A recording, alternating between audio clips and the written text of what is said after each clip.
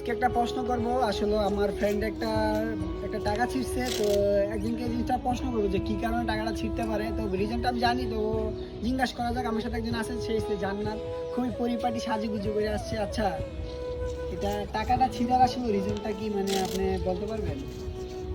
Online থেকে তো অনেক পণ্য অর্ডার করেন আপনারা, তাই না? আমাদের তো অনেক টাকাই দেন, তাই না? কেন ছিঁড়ছে? কারণটা 500 টাকা একদম নতুন টাকা।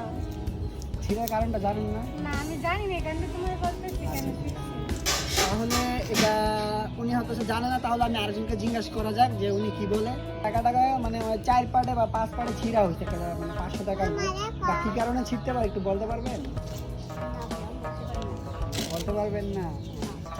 আসলে সবার যখন বলতে পারবেন এটা, তাহলে আমি একটা কথা বলি টাকাটার ব্যাপারে। এই টাকাটা এসে 500 টাকার নোট, একটা জাল নোট দিছে। তো কারা দিছে? আমার মতন সে একটা ডেলিভারি ম্যান, আমি একটা ডেলিভারি ম্যান। আমি স্টেট ফার্স্টে চাকরি করি, আর সে একটা স্টেট ফার্স্টে চাকরি করে বর্তমানে। দেখেন, এগুলো অন্য বাইরে কেউ দেয় নাই, দিছে নিজেদের মাঝখানে একজন লোক, যে কিনা 500 টাকার নোট টাকা জাল দিছে। তার ইনকাম, সারাদিন ইনকাম কি জানেন? শুধুমাত্র 700 টাকা। আর সে কীটা ডেলিভারি করে ভাই জানেন?